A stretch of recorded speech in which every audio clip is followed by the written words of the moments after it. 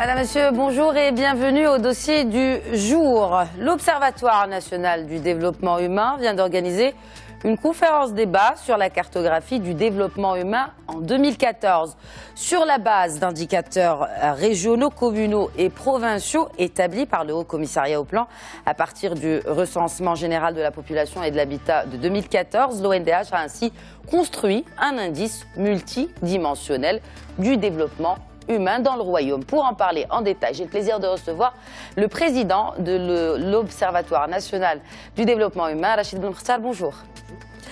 Alors avant, on associait cet indice de développement humain au seul indice de pauvreté comme indicateur financier, monétaire. Depuis, d'autres indices sont entrés en considération, lesquels? Écoutez, il y a plusieurs indices qui sont entrés et qui ont comme objectif d'aller un peu plus loin que de mesurer la pauvreté ou le développement sur la base de la pauvreté, mais surtout aller vers la qualité de vie, ce qui est essentiel et qui rentre dans le cadre des objectifs de développement durable des Nations Unies. Alors, les indicateurs principaux que nous avons retenus sont d'abord l'éducation, la santé, l'emploi, l'habitat, le cadre de vie et les services sociaux. Voilà. Très bien. Est-ce qu'il y a aussi, il y a aussi certainement cet aspect de régionalisation, Dr Belmokhtar. Que change-t-il justement cet aspect de région, de commune et de province? Écoutez, la mesure du développement sur la base d'indicateurs nationaux, qui donneraient, je dirais, des indications sur le plan national, ne sont pas suffisants. Et je dirais qu'ils sont de moins en moins suffisants parce qu'ils ne traduisent pas la réalité du développement du pays. Notre pays connaît beaucoup de disparités et évidemment ces disparités, nous ne pouvons en quelque sorte les apprécier que si nous avons des indicateurs qui descendent au niveau local. D'un autre côté, les projets de développement. Si les projets de développement sont vus, je dirais, sur manière globale, au niveau, je dirais, un niveau sectoriel donné, et ils ne tiennent pas compte de la réalité du terrain, tel que les problèmes se posent, il est évident que les biais de développement commencent à être très importants. Il suffit de dire que nous avons depuis longtemps des projets de développement, comme le projet qui ont été lancés dans les années 90, le projet BAGE qui est celui des priorités sociales par exemple. Eh bien, aujourd'hui, le moins qu'on puisse dire, même s'il y a eu progrès, il n'en demeure pas moins qu'on va retrouver en quelque sorte les mêmes régions ou les mêmes zones qui font partie, je dirais, des moins classés. Ça veut dire quoi? Ça veut dire qu'on n'a pas eu d'instruments qui permettaient de voir est-ce que sur le plan local, ces programmes ont apporté des résultats ou n'ont pas apporté. Alors, le deuxième point qui est extrêmement important, c'est la régionalisation. Comme vous savez, notre pays a engagé, je dirais, tout un processus de régionalisation avancée avec, je dirais, des prises en charge et des responsabilités qui sont déléguées au niveau des régions. D'un autre côté, le développement des régions passe par les provinces et d'un autre côté par les communes, lesquelles communes ont des prérogatives également. Donc, si on veut maintenant, en quelque sorte, engager des projets qui permettent de développer, je dirais, de manière homogène et surtout de rattraper les déficits, eh bien, on a besoin d'indicateurs qui soient des indicateurs locaux. Alors avant de parler justement de cet indicateur, quand on parle de ces... Vous avez évoqué un aspect très intéressant et très important, celui des disparités. Alors il y a certes des disparités en termes de niveau de vie ou de caste, de catégories socio-professionnelles. Il y a aussi les disparités entre le milieu rural et urbain.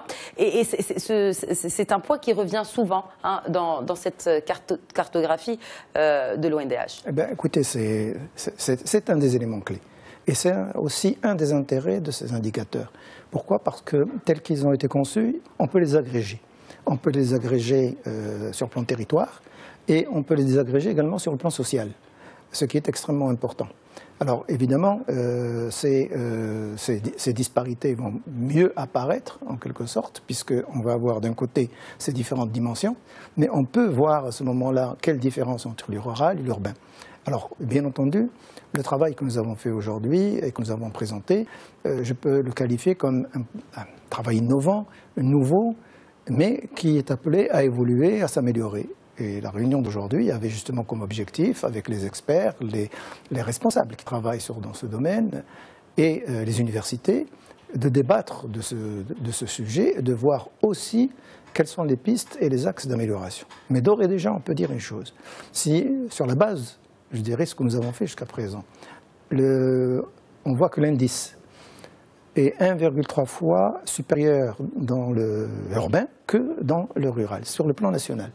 Mais nous retrouvons cette différence sur le plan local, sur le plan communal. Très bien. Alors, qu'est-ce que ça veut dire? Ça veut dire qu'il y a un déficit de développement. Et le déficit de développement dans le milieu rural est 2 fois plus grand que dans le niveau urbain. Alors, quand on parle d'indice de développement humain, il nous vient à l'esprit cet indice international, celui établi par le PNUD. Quelle est la différence entre ces deux indices? Est-ce que vous avez peut-être benchmarké sur ce modèle pour établir la méthodologie de cette étude, de cette cartographie? Alors, le PNUD, bien entendu, a un indicateur de développement humain qui lui sert justement d'évaluation sur le plan international et surtout pour faire un espèce de benchmarking. Cet indicateur, bon, est tout à fait respectable, mais il se base sur un certain nombre donc, de facteurs qu'ils ont considérés comme étant importants et qui présentent une certaine homogénéité par rapport à l'ensemble des pays. Nous, ce que nous avons voulu faire, c'est un indicateur qui, en quelque sorte, est un indicateur dynamique, c'est-à-dire un indicateur qui va servir aux décideurs publics. Il ne s'agit pas de classer le Maroc, il ne s'agit pas de dire, bon, on est mauvais là ou non, non.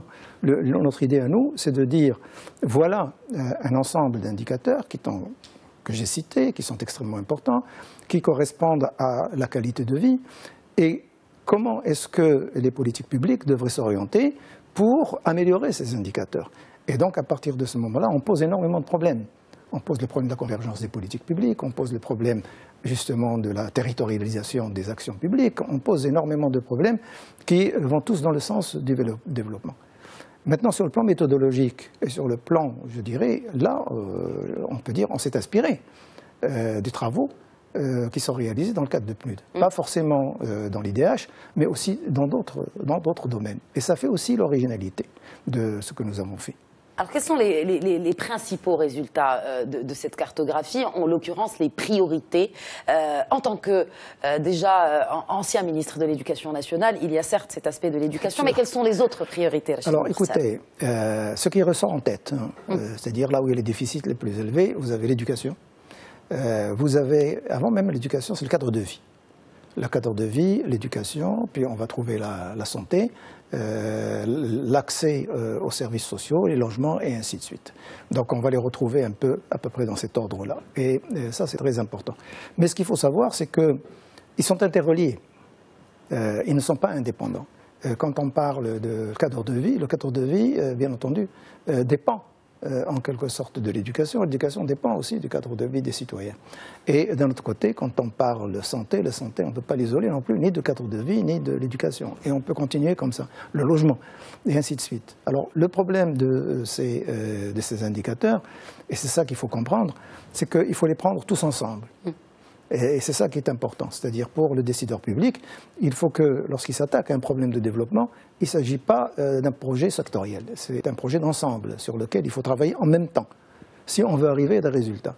Mais si vous prenez un seul des déficits et que vous essayez de le résoudre, vous allez vous bloquer très rapidement, parce que les autres déficits vont venir en quelque sorte stopper votre effort. Alors, on va rappeler que donc, cette cartographie du développement humain régional, provincial et communal établie par l'Observatoire national du développement humain est désormais publiée et on peut éventuellement y accéder sur le site de l'OLDH. Avec toutes les précautions d'usage, comme j'ai dit, on est en train de le dire. Ce que je voulais vous dire, peut-être ajouter, parce que c'est très important dans cette vision des choses, c'est que quand on parle des disparités, on peut penser que les disparités, il s'agit tout simplement de mesures. Et que si on règle une disparité, les choses s'arrangent. Le problème des disparités, c'est qu'elles ont une conséquence qui est extrêmement statique. Elles bloquent le développement dans son ensemble. L'image que je donnerais, si vous avez une locomotive avec des wagons, et vous avez les premiers wagons qui ont des roues libres, Et plus vous allez vers le dernier wagon, plus les roues sont bloquées. Et quand vous arrivez au dernier wagon, eh bien, les roues sont complètement bloquées. Imaginez cette locomotive, eh bien, elle ne pourra pas entraîner le pays à la vitesse qui convient. Et c'est ça qui fait que notre croissance, malheureusement, n'atteint pas des taux élevés parce qu'il y a ces freins qui sont nés à ces déficits, à ces disparités. Rachid Mokhtar, je vous remercie pour ces précisions et ces éclairages. Merci à vous de nous avoir suivis. Je vous souhaite une excellente suite des programmes sur Médien TV, medientv.com.